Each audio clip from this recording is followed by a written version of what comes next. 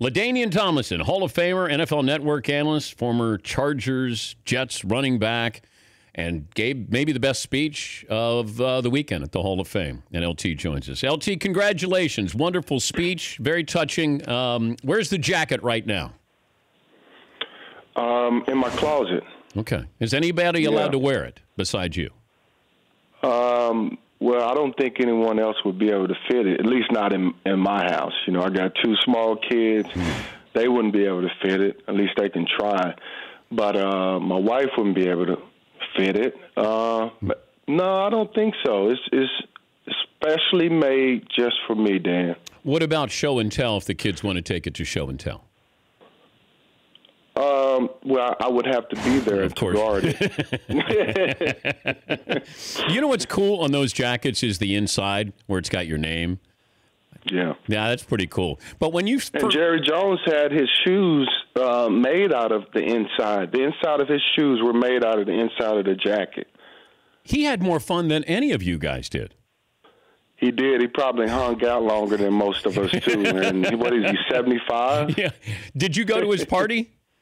I did not. Okay. No, I wanted to, but I just had too many family members in town. They were just getting there and wanted to spend some time with them. Did you forget anybody during your speech that you would like to mention now? No. Okay, good. No, I made sure I got everybody that I wanted to mention. And then, you know, the cool thing about what they did for our class is we had that, I don't know if you were able to pay attention to it, but we had a crawl at the bottom. Yeah. If anybody that we just couldn't get to, we can thank people through the crawl. And so that was a cool part. That really helped out a lot. I didn't see my name down there, but you know, maybe I missed it. Well, you were in my heart, Dan. Okay. You know, it was, yeah, I like you that. were in my heart. You're always in my heart, buddy. I appreciate that. I appreciate that. If I told you 15 years ago you would have had that moment on Saturday in Canton, what would you have said? Well, I wouldn't have believed you because I never thought about making it to the Hall of Fame. I mean, and I've said this before. I don't think anybody growing up, you know, when you're in the moment of playing and a player, you don't think about the Hall of Fame. Of course, you see all these great legends going into the Hall of Fame, but you never think about yourself getting there. And so I wouldn't have believed it because I didn't have that mindset of being a Hall of Famer at that time. But how much confidence did you have that you played at TCU, and what were you, the 5th overall pick? Is that? Yes. Yeah. So you're going in, you're supposed to be really good. You're the 5th overall pick. In your mind, were you really good, confident going in? Yeah, absolutely. But, you know, my mindset was more set on proving it to other people. You know, I had the confidence in myself that, you know what, I'm going to go to the NFL and I'm going to take it by storm. I had that mindset, like I'm going to dominate. But it was all about proving it to other people, though, because there were so many question marks because I played in an option offense, and there were questions about could I adjust to a pro-style offense. And, you know, so it was all, for me, it was all about proving that. And then you get to San Diego, and you've got Doug Flutie as your starting quarterback. Drew Brees is the backup quarterback. Yeah. Crazy. Yeah, that was amazing. I'll tell you what, playing with Doug Flutie my first year was unbelievable. I mean, he was so fun to play with and such a great guy. Let me tell you what Doug did one time. And so we would talk all in the locker room, just talking where our lockers were.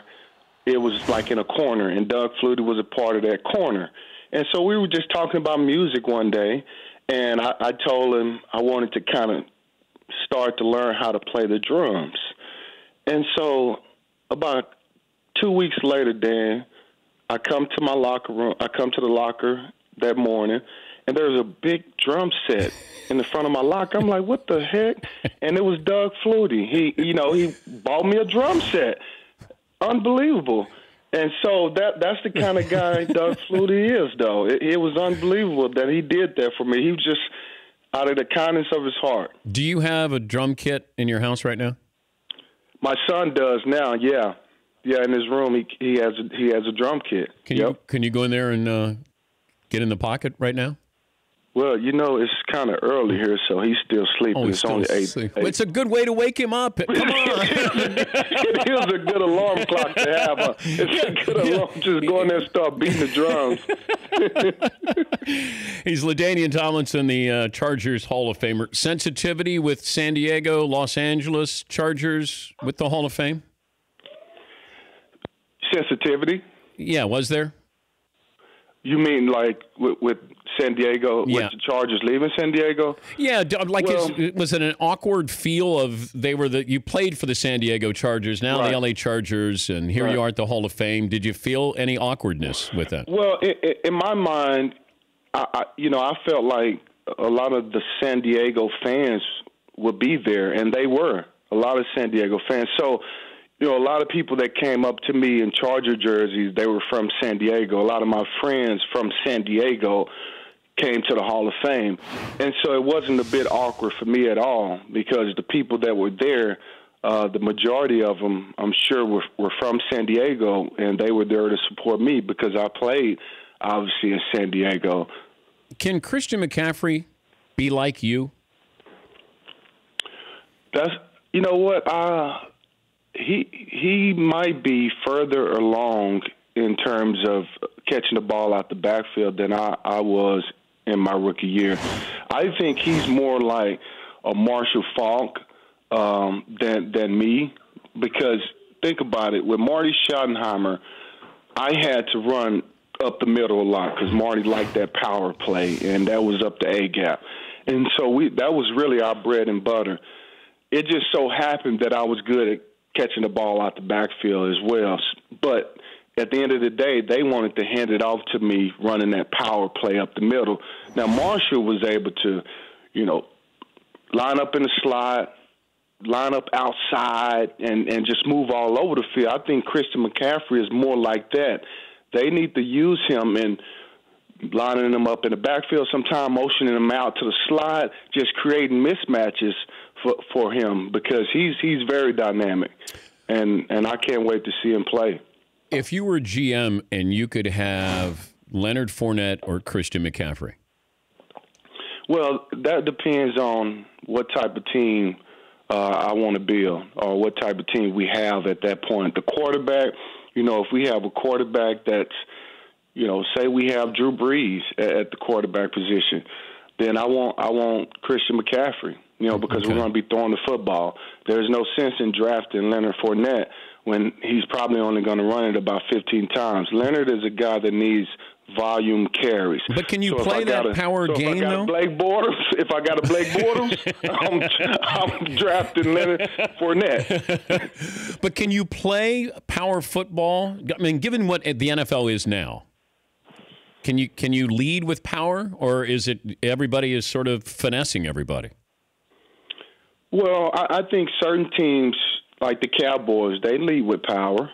That's kind of their approach. Mm-hmm. But they have a young quarterback. So I absolutely think you can. It just so happens that most of the teams with the rules now, Dan, I mean, it's easier to throw the football, Yeah. And I've always thought, you throw the football to get in scoring position.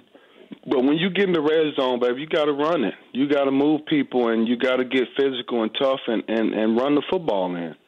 Did you like the way your bust turned out? I really did. Yeah, I struggle with honestly, I struggle with not smiling, not like showing my teeth. But I really don't like the way guys look when they show their teeth on the bus. It looks, because the teeth are not white, it looks awful. It really does. And so, but I'm happy with the way it turned out. So you didn't smile on purpose? You're right. You look angry. You look a little angry there. Well, you know what I tried to think about? I tried to think about it's during the national anthem, and I'm lined up on the line, and I'm looking at the other team right before the game. That's the mindset I was in. Like, it's game time. There is no smiling. I'm about to come kick your butt. I like it.